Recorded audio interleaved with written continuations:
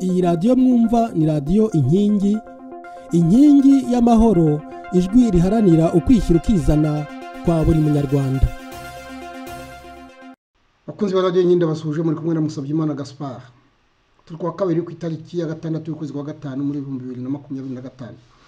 Inkuru ikomeje kuvugwa na ya masezerano u Rwanda rugiye gusinya na Repubulika Iharanira Demokarasi ya Kongo kugira ngo intambara mu burasirazuba bwa kiriya gihugu ihagarare. Aya masezerano agiye guhagarika iya ntambara kugira ngo umuntu ayumve no kumenya icyateye iya ntambara. Icyateye iya ntambara nyacyo na abanyamerika bashaka guhagarika abashinwa hariya muri biriya bice birimo amabuye y'agaciro ngubu ku isi ari yakomeye, ari yafashe ubukungu bw'isi mu gice kinini. Kuko mwumvise icyo aho bayakoresha ni mu bintu ngubu bigezweho, ari ibyo bya fize, ari ziriya za ordinateur, ari za telefone, ariko cyane cyane isoko ry'imodoka ni isoko rinini cyane, n'ibindi mwumvise amabuye akora za fize. Ubu ngubu mbese no kuvuga ko ari amabuye uzaba yafite azaba ategeka ubukungu bw'isi bwose. Kugira ngo rero birukana abashinwa bakoresheje u Rwanda rero umuntu yavuga ko rumaze kugera ku nshingano, akaba ariyo mpamvu barimo barubwira bati stop, hagarara, usinya amasezerano. Nibyo ngiye kubereka n'ingaruka bizagira ku butegetsi bwa Kagame. Nimukurikire. Muzi ko amasezerano yari yarananiranye. Kagame igihe bagomba kuyasinya Rwanda bakoresheje Lorenzo, Kagame akanga kujya gusinya hamwe na Tshisekedi ku munota wa nyuma. Ejo numvise Olivier Nduhungirehe avuga uko amasezerano azagenda nuko azasinywa, usanga barayarangije. Nuko ko abanyamerika barangije kubabwira bati muri uku kwezi mu byumweru bibiri mugomba gusinya amasezerano kugira ngo iki kibazo kive mu nzira. Kubera iki ibi bintu byabaye nk'akamashu uwo mwanya bakabisinya. Reka mwumve Nduhungirehe yavuga iby'aya masezerano, usanga koko amasezerano bararangije kuyumvikanaho urebye. Buri gihugu cyatanze ngira ngo ibyo cyifuza ko byajya muri ayo masezerano. Ngira ngo ubu ngubu rero ikizakurikira nuko Leta Zunze Ubumwe za Amerika nayo izabikusanya ikabikira hamwe, noneho hakaba inyandiko y'umushinga w'amasezerano y'amahoro uzaganirwaho n'impande zombi. Abaminisitiri b'ububanyi n'amahanga b'ibihugu byombi bakazongera guhura mu cyumweru cya 3 cy'uku kwezi kwa Gicurasi kugira ngo noneho barebe, bongere baganire, barangize imishyikirano kuri aya masezerano.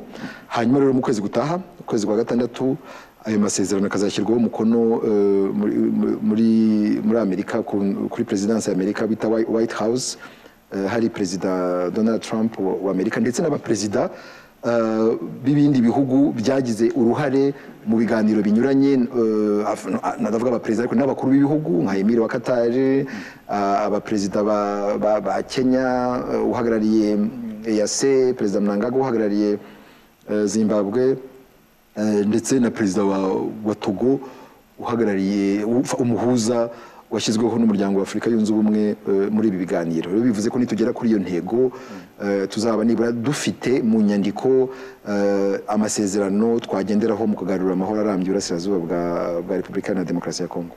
Muramwumvise Olivier Nduhungirehe ntaduhishe, aravuga ati amasezerano azasinywa, no kuvuga ko bari abaminisitiri b'ububanyi n'amahanga bazongera guhura mu cyumweru cya 3 cy'uku kwezi. No kuvuga rero ntabwo ari kera, murumva ko birimo birihuta. Muzi ko ubundi mu yambanziriza mushinga ya declaration bakoze bavuga ko bazahura ku itariki ya 2.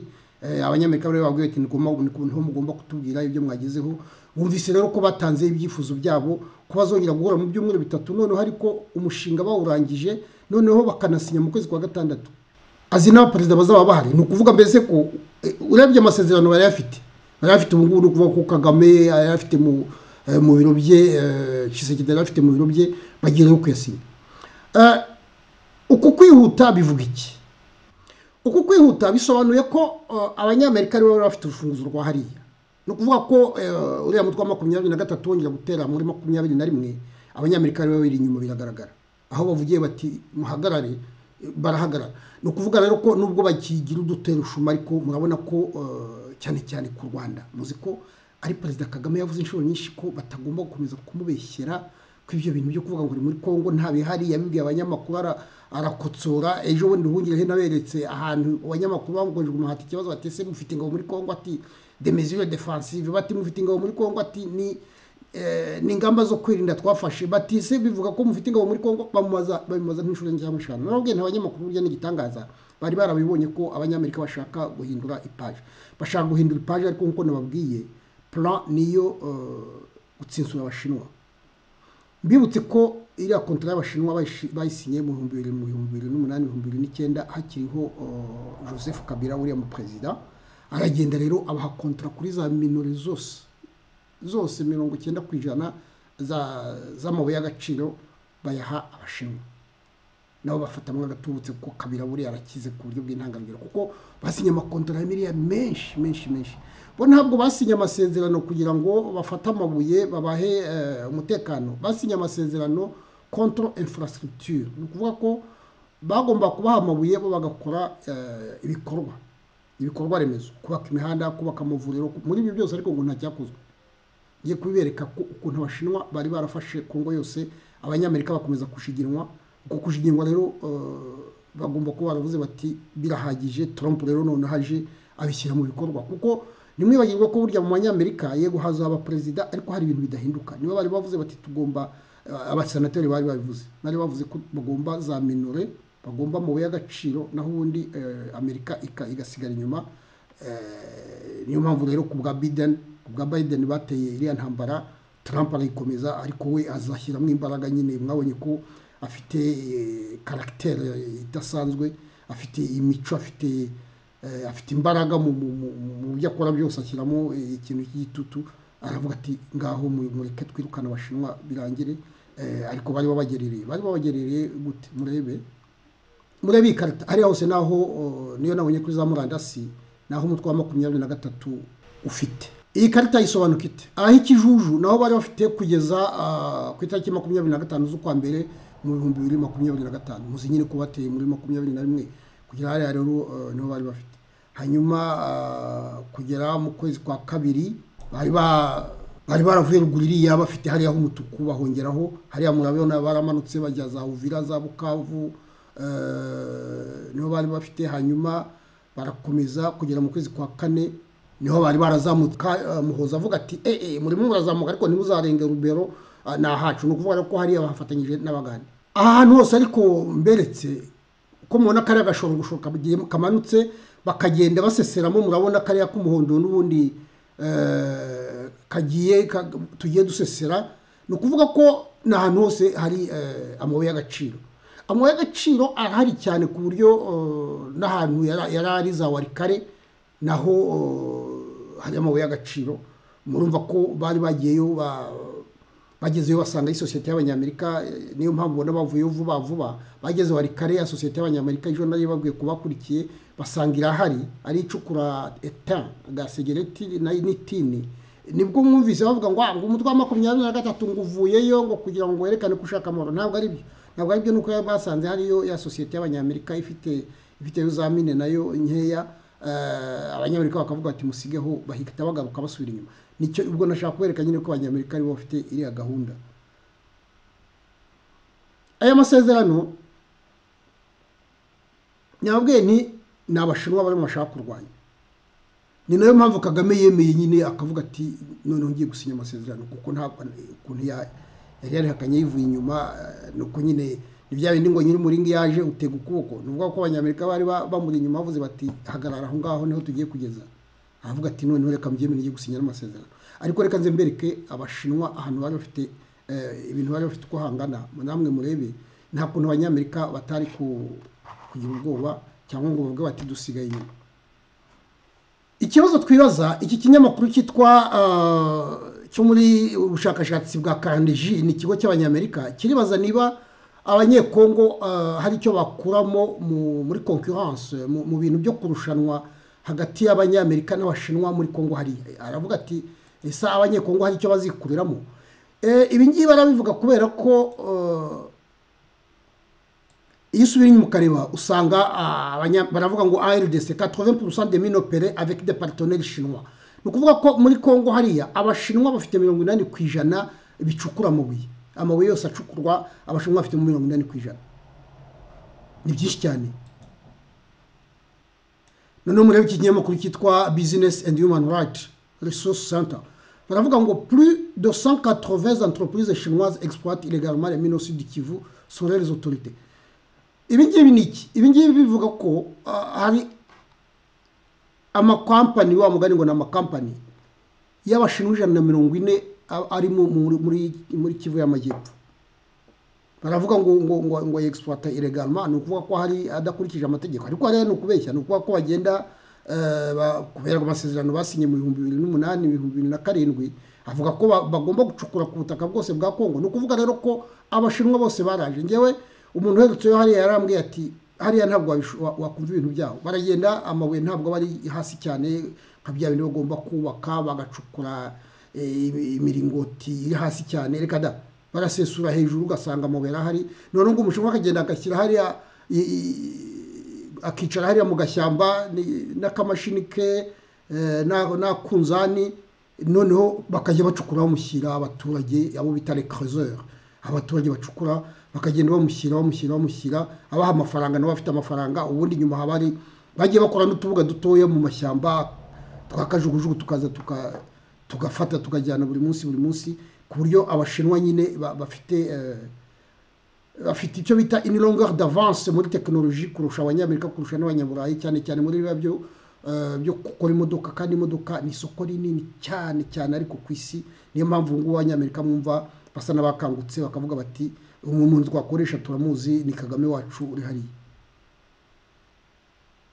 Nari maze kubabwira ni gucukura amabuye ya Kongo, umushinwa aragenda akicarira hariya mu gashyamba les creuseurs, aba baturage bagacukura. Nimurebe n'iyi ni mine ngo ari mu kinyamakuru cya Harvard University, ni abanyamerika n'ubundi bakozeho ubushakashatsi, iteka berekana nyine ngo ko ubushinwa bubikora budakurikije amategeko.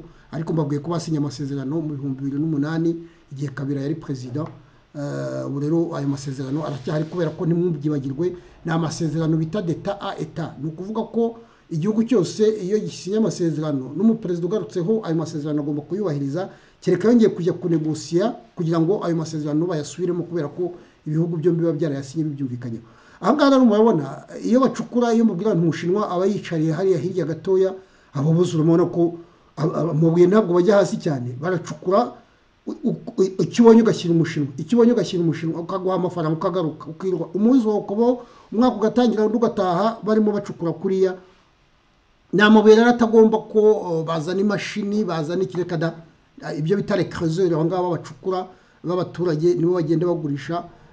Niyo mpamvu abashinwa usanga ngo muri Kongo hari aho bacukura amabuye hose barahari, usanga umushinwa yicaye n'ikigofero cye n'iki, yicaye ahantu yigize ingunge ategereje ko abagabo bose bacukura bamuzanira amabuye.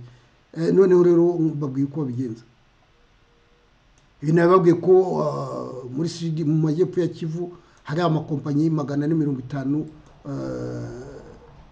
afite amabuye acukura amabuye y'agaciro. Ibi ngibi mushobora no kubibona muri iyi foto nayo. Urabona babwiye nti de creuseurs, aba n'abaturage bari gucukura aha ngaha. Ni utuntu dutoya bagenda bacukura tw'utwobo tw'ikizenga. Ntabwo bakeneye amamashini cyangwa gucukura indaki kugira ngo bajye gushaka amabuye hasi kure cyane, reka da birwa habo ibi ngibi bacukura utuntu tw'uduserege bagenda bagurisha.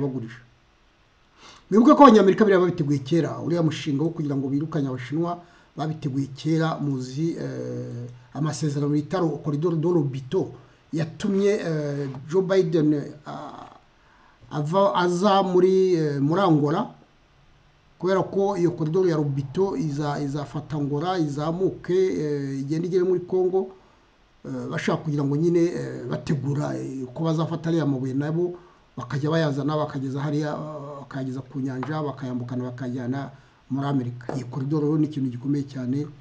Murabona Perezida Biden yaje gusinya amasezerano agiye kuva ejo bundi muri mu kwezi kwa 12 mu 2024. Abanyamerika rero ntako batagize. Murabona mu 2024 kuvuga umwaka ushize mu kwezi kwa mbere, le contrat du siècle entre la RDC et la Chine finalement amendé. Ahangaha Tshisekedi amaze kujya ejo bundi kuri manda ya kabiri na mbere no ku ya mbere, bakomeje kumbwira batari ko ari amasezerano y'abashinwa genda mu yasubiremo. Kuyasubiramo ariko urumva bagomba kuba barayanditse ku buryo kuyasubiramo bitoroshye.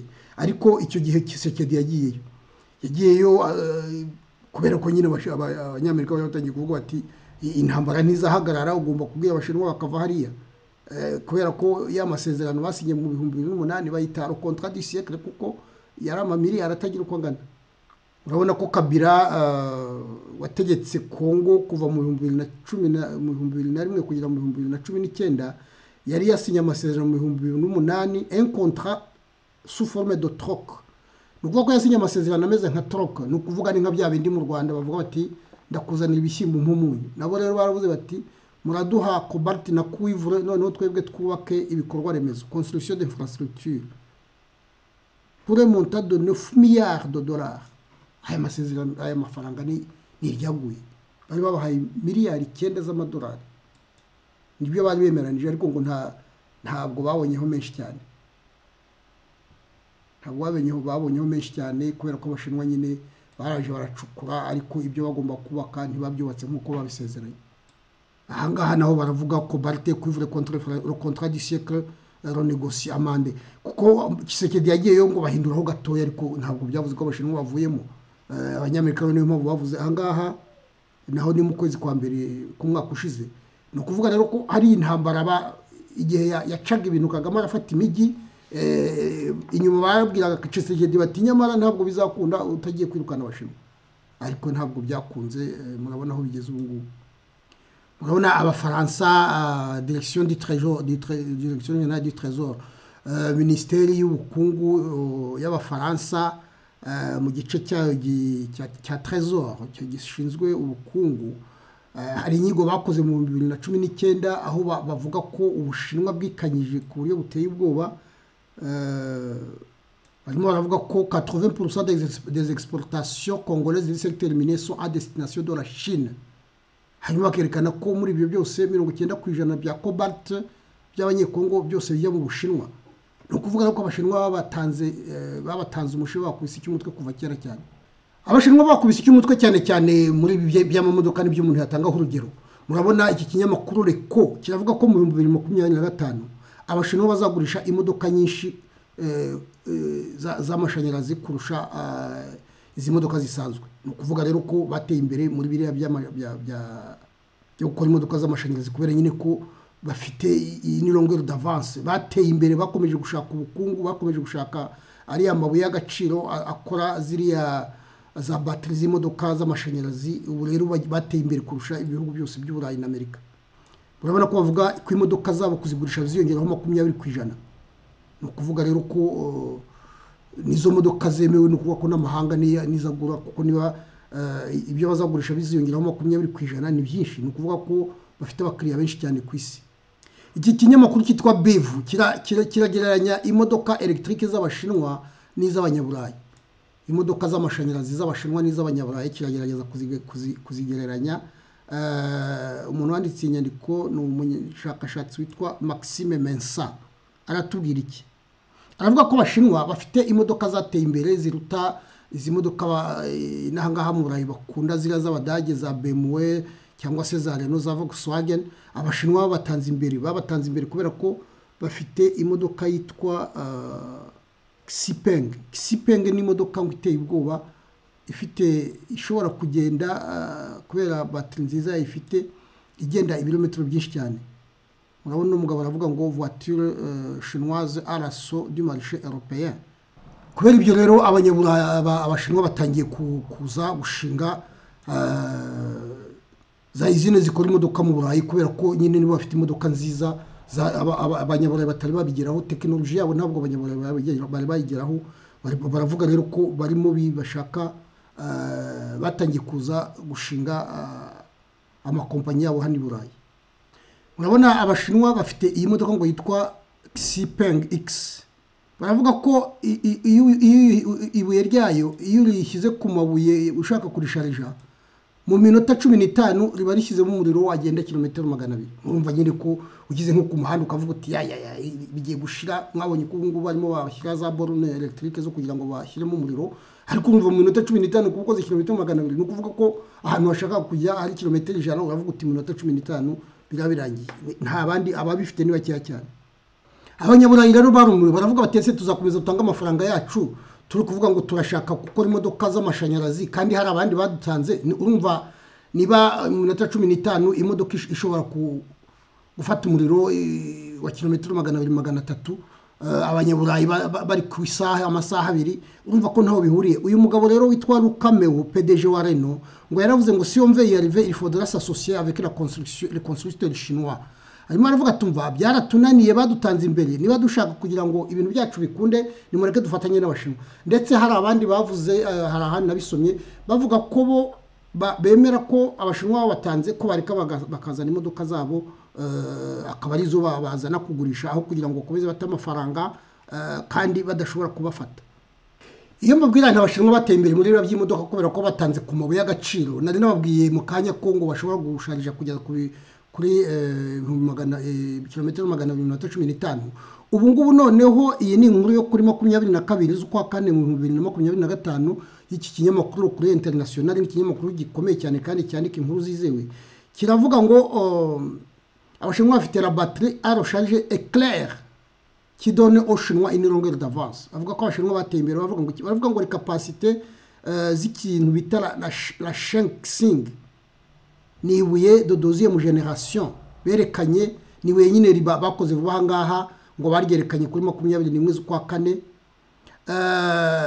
bagiye gukora imurikagurisha rya Shanghai baravuga ngo bashobora gukora iyo bayicometse ku mashanyarazi mu minota 5 ibishyizemo umuriro ushobora kugenda kilometero 520 umva aha ngaha abanyaburayi ntabwo bakoramo baravuga batumva twaratsinzwe n'umubireke dufate biriya bintu by'abashinwa kuko nta kundi byagenda mwabyumvise ibi rero nibyo no mushinga bahaye Kagame umushinga bawuhaye Kagame kubera iki bawuhaye Kagame kubera ko Tshisekedi baramubwiye bati genda niba ushaka amahoro wongere ubaze bari abashinwa mukore amasezerano niyo naberetse amasezerano amande mwongere muyasubiremo ariko abashinwa nyine amasezerano kubera ko n'amasezerano bakoze barayazirika ku buryo kuyasubiramo bitoroshye ariko ikintu kizatuma bishoboka ni iki kintu kizatuma bishoboka ni intambara no kuvuga ko hariya hose mu kwa 23 wafashe bari abashinwa bose zira za entreprise 400 ziri mu majyepfo ya Kivu ziri muri Kivu y'amajyaruguru kuko niho hari ubukungu bwinshi cyane muri Kongo yego hari n'ahandi buri ariko abari hari abashinwa barabirukanye no kuvuga ko kugira ngo bazagaruke mu bizabagora ubu ngubu no kuvuga ko izo za contrat bazavuga bati mwaratsinzwe ntimuzagaruka aha ngaha cyangwa bamwe baranapfuye nta wamenya ariko urumva intambara yonyine niyo yari gutuma Amerika igera hariya kubera ko intambara yirukanye abashinwa hari abari bari hose no kuvuga ko abanyamerika niyo mpamvu bari kuvuga ati tugiye kuhaza ubu ngubu Tshisekedi amasezerano nuko uyasinya intambara tukayihagarika no kuvuga ko Kagame misiyo bamuhaye baravuze bati genda utwirukanira abashinwa hari intambara yonyine ni isesa amasezerano murabizi ku isuku bigenda iyo hari intambara amasezerano yose araseswa no kuvuga ko ubushinwa igihe buzajya kuvuga bazavuga bati rekada intambara yasheshe amasezerano ibyo ngibyo ntimubituzaneho ibyo rero ni politiki y'abanyamerika yakoreshejemo Kagame ngubu bakaba bamubwiye bati Kagame aho ugeze kiriya Kivu cyose nababwiye ko bari bamubwiye bati genda ufate na Warikare ariko bagezeyo basangaho hari intare baravuga bataho hareke garuka